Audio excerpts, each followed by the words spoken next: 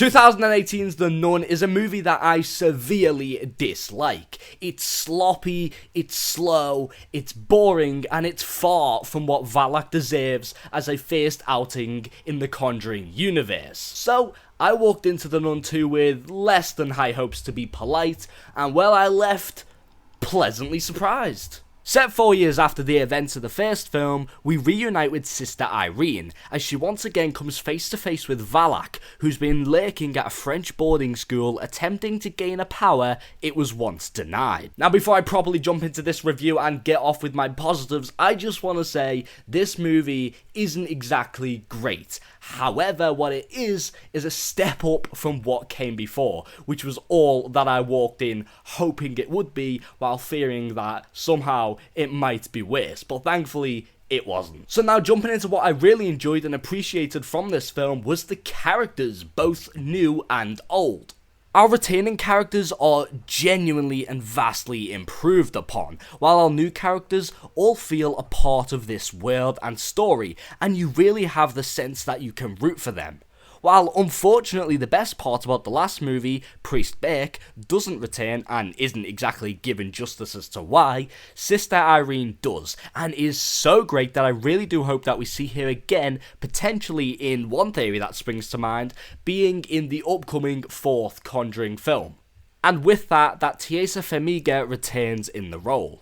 Additionally, Jonas Bloquet returns as Frenchie, and now, don't get me wrong, you'd be forgiven if you had absolutely no idea who I'm referring to, even if you've seen the first film, because, well, none of the characters were particularly very memorable from that first outing. However, thankfully you are reminded and caught up on the events of that movie pretty well without, having to actually endure sitting through it. He too is great and definitely improved upon with multiple real moments where he gets to showcase his acting chops. His character offers a nice bulk of charm to the film, and the moments he shares with Anna Popplewell's Kate and Caitlin Rose Downey's Sophie, when he's not possessed by a sadistic demon from hell, are actually really sweet and a really nice part of the film. Speaking of them, Popplewell's Kate is a nice piece in the film, as is the performance behind it, but it's Caitlin Rose Downey who really shines and delivers a very impressive young performance, even in moments where the main story sort of takes a bit of a standstill for the sake of some pretty needless side scenes featuring some bullies. Another pleasant surprise to the film was Storm Reid, who I actually only realised was even starring in this film, let's just say, a lot more recently than not. I think she is an extremely gifted and talented young actress, and this movie did absolutely nothing to dismay that feeling. However, a small nitpick would be that I actually wish we got to see even more from her and the character, who here is essentially an undercooked Watson to Irene's Sherlock. But now it's time to talk about the main attraction of the movie. I am of course mentioning Valak, and what she brings to the horror and story of the film. The story itself is not as cooked as one would like, and definitely comes across a few times as a little bit thin and dry, but even so and then, it is at least a lot more interesting and compelling than the one that we had to suffer through originally. As for the horror and scares, there are a plethora of great ones, and the tense atmosphere is certainly there. But there are unfortunately a handful or more jump scares that happen before the genuinely great ones that hinder those genuinely great ones and sort of make them a lot cheaper than what they'd be had we not sat through so many pretty useless and just thrown in your face jump scares. That being said, the ones that worked really well, especially one particular one where I absolutely shat myself and shook the whole row of recliners that I was on. And that one, if you're a fan of this series, takes place during a scene with quite a recognisable hallway, so definitely look out for that, but I'm sure it's been shown by now in the marketing for the film. Valak herself is actually pretty good and quite fun here, especially during the thrilling and great but slightly short third act where all bets appear to be off and then it sort of just ends.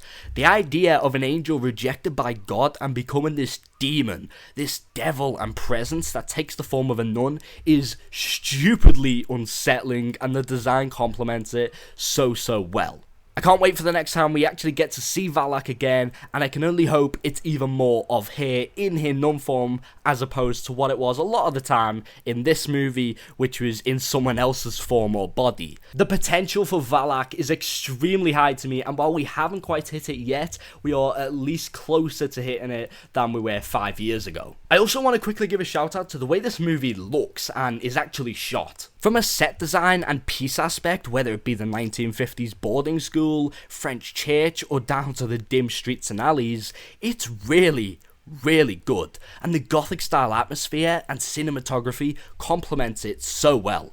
Director Michael Chaves is not James Wan, but he doesn't need to be either. He did a nice job at pulling this film off, even though, again, it isn't exactly great. I don't believe he's the problem in this movie out of the problems that there are, and I would like to see him retain under some tighter material to work with. As for my problems with the film, as I've already sort of brushed over, I do think the scares are too many too cheap. I'd completely get rid of them, along with the needless, in my opinion, bullying characters and not exactly side story, but side thing that they had going on, and either from there have a shorter and tighter runtime on the film, or use the time that they now have to flesh out the story more, and just possibly give the screenplay and overall film one or two more glance overs I think could have really helped. But overall, this movie for sure does have its problems, and as I've said multiple times now, it's not great.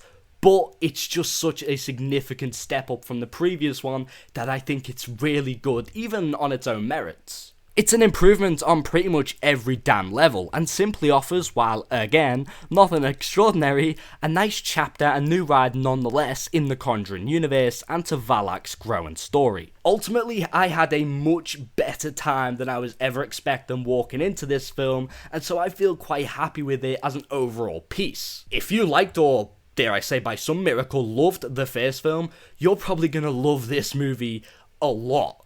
If you are like me and you either just didn't like the first film or you really hated it, which let's be honest, you're not alone in that, I'd actually recommend taking a chance on this movie, flipping the coin, rolling the dice, and giving this series a second chance at life, because it may surprise you.